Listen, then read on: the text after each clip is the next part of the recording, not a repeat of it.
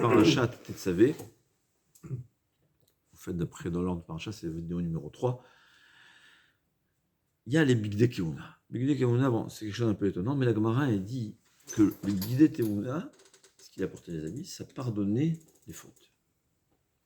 Un des Bigdei Kehuna, c'était le Choshen Mishpat. C'est quoi le Choshen Mishpat? C'était un certain habit qui était brodé, mais il y avait des 12 pierres précieuses. Chacune des pierres précieuses correspondait à l'un des Shvatim. C'était quoi? Dans le Choshen Mishpat, c'est l'habit lui-même. Mais il y avait, à part le Choshen Mishpat, il y avait Urim Vetumim. C'est quoi le Urim Vetumim? Rashi et le Ramban expliquent. Le Ramban, il a un autre avis, mais le Ramban et Rashi expliquent, c'était des noms d'Hachem qu'on mettait à l'intérieur. Les noms d'Hachem, quand on dit, c'est-à-dire savoir quel nom utiliser. Quand quelqu'un il peut utiliser ce nom pour il y a des pouvoirs. On n'a pas le droit de l'utiliser, sauf dans le cas exceptionnel. Mais, comme ça, il y avait le Shem Meforach, celui qui le connaît, il pouvait utiliser le Shem Meforach, je ne sais pas, c'est-à-dire le prononcer ou le penser, et grâce à ça, il pouvait faire ce qu'il voulait avec. Voilà. C'est assaut. Mais, c'est pour ça qu'aujourd'hui, il est perdu. Peut-être qu'il y a des gens qui le connaissent, je ne sais pas. Le Urim et Tumim, c'était des noms d'Hachem qui étaient à l'intérieur. Et ils servaient à quoi? C'est écrit. C'était une façon de demander à Kadosh Baruch Hu de communiquer avec Akadosh Baruch Hu. Le gars, on dit il y avait deux schémas, deux noms d'Hachem différents. Il y avait le Urim, la chambre illuminée, lumière. La Gemara a dit que quand le Meler, un roi, il avait besoin, David et Meler, quand il voulait savoir est-ce qu'il veut sortir en guerre ou certaines choses, il allait chez le Kohen, il devait être en face du Kohen. On demandait la question. Le Kohen, lui, voyait, en pensant, ou grâce au nom, peut-être il y pensait, je ne sais pas, il voyait les lettres qui correspondaient à la réponse s'illuminer. C'est le Urim. Mais après, il fallait aussi, dans quel ordre? Ouais, on verra un exemple. Il y a plusieurs lettres, mais le mot peut être composé d'un ordre différent, ça peut avoir deux sens différents. Il y avait le Tumim. Tumim, c'était le nom d'Hachem, auquel il pensait, qui lui donnait dans la tête l'ordre qu'il fallait. Et même la Gemara a dit que des fois, et je me souviens que c'est une marloquette, est-ce que les lettres changeaient d'emplacement? Et donc on pouvait lire comme il fallait. C'est non seulement ça s'illuminait, mais en plus, ça changeait, les lettres bougeaient. Mais le Gaon explique autrement, c'est une marloquette dans la Gemara, il explique cet avis, que Tumim, c'était pour que le Kohen ait dans sa tête quel ordre. D'ailleurs, il raconte que c'était écrit que Élie à Kohen, il a vu Hana prier, et elle priait apparemment d'une façon exceptionnelle, parce qu'on apprend les halachot de Shmona Esrei, de la prière de Hana. C'est une prophétesse, la Gemara a dit. Si je me souviens bien. C'est une des 7 prophéties. Et donc apparemment, elle était étonnée. Et il a dit, Veir Shevea Aili le Shikora. Il a cru qu'elle était Shikora, saoul. Elle lui a dit, Lo Kshera. Je suis Kshera. C'est le Midrash, il dit. C'est le Midrash. Et d'ailleurs, comme Eliakon l'a soupçonné, il lui a donné une bracha, parce que c'est écrit que quand on soupçonne quelque chose qu'il faut de quelqu'un, il faut lui donner une bracha. Après qu'il s'avère que c'est faux, j'ai vu une histoire intéressante. En Eretz, on n'écrit pas pendant le Chol HaMoed. Ouais, pas du tout. Il y a des raisons. Là, c'est le minag. Quelqu'un, il voulait, je sais pas, c'est pas joli de l'avoir fait, mais c'est une histoire que j'ai vue. Quelqu'un, il voulait une bracha de Refraim Kanevski. Alors, quelqu'un lui a donné un conseil. Tu vas avant la fête, avant Chol HaMoed, tu vas écrire ta demande. Tu viendras pendant Chol HaMoed. Le Refraim Kanevski va te dire, on n'a pas le droit d'écrire pendant Chol HaMoed, et tu vas lui dire, non, j'ai préparé et j'ai écrit avant la fête.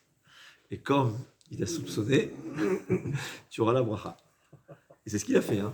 Parce que c'est écrit que quand tu soupçonnes quelqu'un, tu fais une bracha et la bracha elle va s'accomplir. C'est ce qui s'est passé.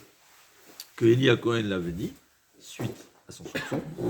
Et la bracha s'est accomplie. Elle a eu Shmuel, qui est Shmuel un avis aussi grand que Moshe et Aaron, comme le Gemara dit. Mais explique le Gaon que Élie à Cohen, il a demandé, il a vu les lettres Kshera, mais dans l'ordre, il s'était trompé. C'est Chav Shin Reché, c'est Kshera. Lui, il a vu Shikora. il a pensé que ça voulait dire Shin, Chaf, Reché. C'est ce qu'elle lui a dit. Hana, elle lui a dit, tu t'es trompé. Tu as fait une erreur. L'ordre, dans le Urim et Tumim, tu as bien vu les bonnes lettres, mais tu t'es trompé de l'ordre, et en fait, c'est Kshera, non, c'est pas je suis. Ça, c'est quoi le Urim et Tumim? C'est écrit que ça a été perdu, et au second temple, on n'avait plus ça.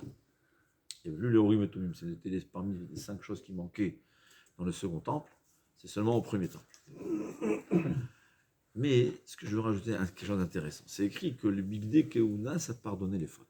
La Gemara a dit que le Choshen, il pardonnait les dinim. C'est quoi les dinim? Les erreurs dans les... Je ne sais pas si c'est les erreurs qu'on fait entre nous ou les erreurs que le tribunal fait dans les litiges financiers. Dans les litiges financiers, litiges... Ouais. S'il y a des erreurs, la kapara, c'est par le ephod, le choshen, on dit choshen mishpat, que le Kohen. Très intéressant. La Gemara a dit que pourquoi Aaron à Kohen a mérité d'avoir un choshen, c'est parce que c'est écrit que quand Akadosh Baruch Hu a dit à Moshe Rabbeinu va sauver le peuple juif, Moshe Rabbeinu a dit à Akadosh Baruch Hu je ne veux pas. Pourquoi? Il lui dit j'ai un grand frère. Aaron est plus grand que moi. Ça a provoqué de la jalousie. C'est normal. Le grand frère, il n'est pas le dirigeant, et c'est moi qui vais être celui qui a délivré le peuple juif, le libérateur. Akadosh Baruch Hu lui a promis, il lui a dit Vera acha vesamach belibo. C'est-à-dire Aaron à Kohen, il verra, non seulement il ne sera pas jaloux, mais il sera joyeux pour toi.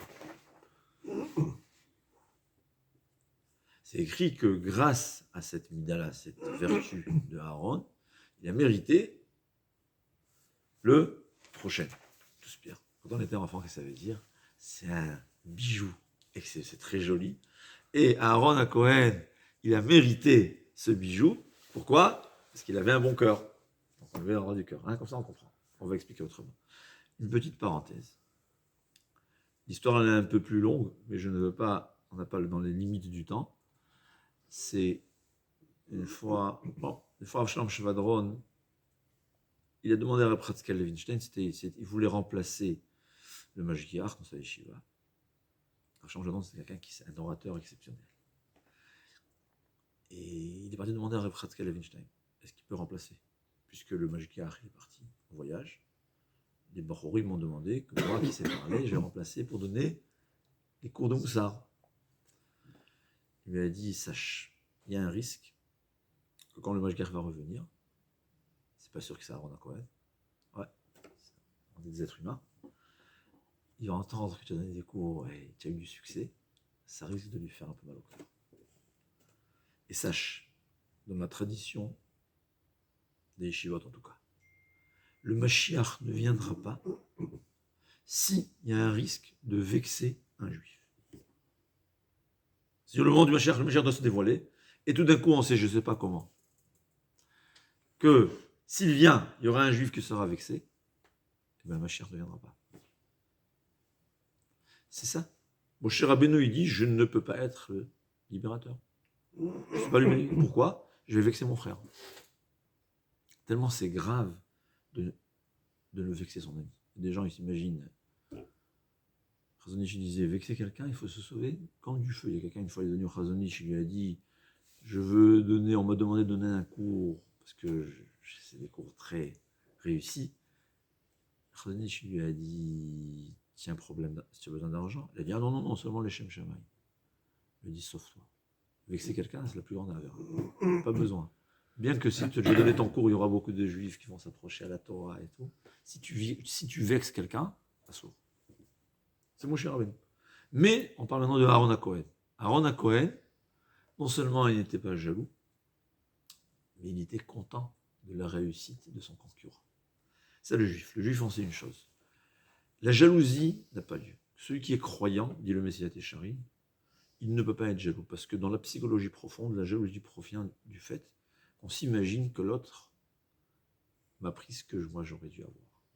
Comme ça dit le Messiah Técharim, c'est les midot. Les midot, c'est les traits de caractère, c'est quelque chose d'inconscient. On a l'impression qu'il a réussi sur mon compte. Mais un juif, il sait que tout c'est Akadosh Baruch Hu, et personne ne prendrait un fil de son ami. Chovot Halavot, il dit, même si j'étais le seul et unique personne sur la seule et unique personne sur la planète, je n'aurais pas un centime de plus que ce que j'ai actuellement. J'ai ce que Akadosh Baruch Hu a décidé de me donner. Que je sois la seule personne, ou des millions de personnes, impossible d'avoir un centime de plus. Quand quelqu'un y ancre ça dans sa tête, ça n'existe pas la jalousie. Mais il y a un plus, ça c'est ne pas être jaloux. Il y a être joyeux de la réussite de son ami comme si c'était un réussite. C'était ça Aaron HaKohen. Aaron HaKohen Vesamach Belibo Akadosh Baruch Hu témoigne qu'il était joyeux de voir son jeune frère réussir plus que lui. Ça c'est déjà une Mida Tova, ce qu'on appelle Tov Aïn, quelqu'un qui a un bon œil. Il y a le mauvais œil, ouais, et il y a le bon œil. Il est content de voir la réussite de l'autre. Ah, toi tu n'as pas réussi, au contraire, je suis content, lui, il a quelque chose. C'est une Mida Tova. On a invité quelqu'un, un de ses élèves, il a invité dans sa maison pour Hanoukat Habayit, l'inauguration de la maison. Il est parti, il a demandé de voir toutes les maisons, de voir toutes les chambres dans la maison. On était étonnés. Il dit, c'est écrit, il y a le Aïnara, mauvais œil. Le mauvais œil provoque du mal. Il voit, c'est du mal. C'est quelque chose que toujours qu'on l'a créé. Et il y a le bon œil. Le bon œil, il provoque la bracha. Dis-moi, bon Hachem, j'ai un bon œil. C'est un chose à mon Donc je veux aller voir pour, au contraire, regarder et mettre la bracha dans la maison. C'est ça. Il y a Tov Aïn ou Yevorach. On a dit Tov Aïn, celui qui a un bon œil, Yevorach qui sera béni. Mais on dit ou Yevarech, c'est lui aussi qui peut bénir. Quelqu'un qui a un bon œil, il veut la réussite, ça va réussir. C'était ça Aaron HaKohen. Non seulement il ne va pas faire la guerre à son concurrent, non seulement il ne sera pas jaloux s'il a réussi, mais il sera heureux et joyeux que son concurrent réussit. C'est ça sur la Torah. Et c'est grâce à cette qualité de Aaron HaKohen que Akadosh Baruch Hu, il va pardonner à tous les Juifs des erreurs, des dinim dans les litiges. Pourquoi? Tous les litiges, 99,99%, c'est quoi? C'est la jalousie, c'est la guerre, c'est la concurrence. Quelqu'un que par sa nature, il est joyeux de la réussite de son ami, il n'arrivera jamais au Bédine. Des fois, on arrive au Bédine parce qu'il ne veut pas, comme l'histoire d'Alexandre le Grand. S'il arrivera au Bédine, c'est parce qu'il dit c'est ton argent. C'est-à-dire le Bédine chez des Juifs, c'est pas parce que c'est à moi. C'est une dispute parce qu'il dit c'est à toi. C'est pour ça qu'on a besoin d'un Bédine. Mais quelqu'un qui a Tov Aïn, qui est comme Aaron HaKohen, il n'y aura jamais de litige. Ces problèmes, quand chacun dit c'est à toi, on peut facilement les régler. Ouais. Et là, on voit d'ailleurs un tzaddik. Aaron HaKohen, il était content des autres, la réussite des autres, c'est mechaper à toutes les erreurs de ceux qui font. D'ailleurs, j'ai une histoire que j'ai vue qui m'a beaucoup épaté. Je ne peux pas dire que j'ai vérifié, mais en général, c'est des histoires écrites, quand je lis, c'est des endroits qui vérifient, qui sont, on dit, fiables, bien que tant que tu n'as pas vu, c'est pas sûr. Ouais, rien n'est sûr, on va pas être peau sec à cause d'une histoire pareille, mais c'est vrai. Et moi, je connais Ramno Sansville, c'est une histoire sur Ramno Sansville, le Finke.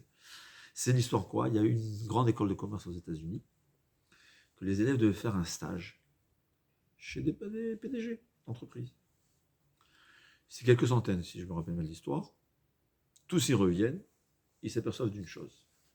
Qu'un PDG, la moitié de son temps, il s'occupe à faire la guerre à ses concurrents. Et évidemment, à éviter la guerre de concurrence. Lui, il doit mener la guerre à son concurrent, et aussi, il doit se défendre de la guerre de son concurrent. Donc en fait, la moitié du temps, c'est la guerre et la défense. Et la moitié du temps, on s'occupe de l'entreprise. Et imaginez-vous combien de stress et combien de mal ça provoque. Sauf une personne. Et si j'ai bien compris dans l'histoire, c'était même pas un juif. Que lui, ni guerre, ni défense. Alors, en On s'était étonné. Et l'étudiant lui a demandé, mais comment ça se fait? T'es différent des autres, comment?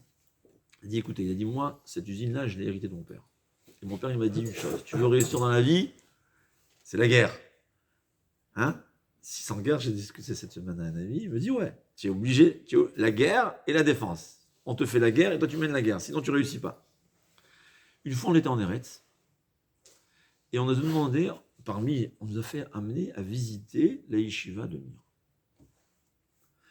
La personne qui nous a amenés nous a dit, une université avec 7000 personnes, combien d'employés on a besoin?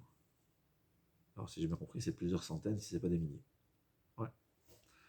Ben, la yeshiva de Mir, c'est quelques dizaines. Ça gère un empire. Alors, je suis parti voir le Rosh Shiva, Rav Nosson Tzvi Finkel, Tzadik Livracha, quelqu'un d'exceptionnel, malade, c'est incroyable, physiquement je parle. C'est un Américain d'origine. Donc, lui parle anglais, ils lui ont dit, comment vous réussissez à gérer une université pareille avec tellement peu de staff? Il leur a dit, chez nous, non seulement on ne mène pas la guerre aux autres, mais on va se retirer pour donner la place à l'autre. C'est ce que Rav Nosson Tzvi lui a dit.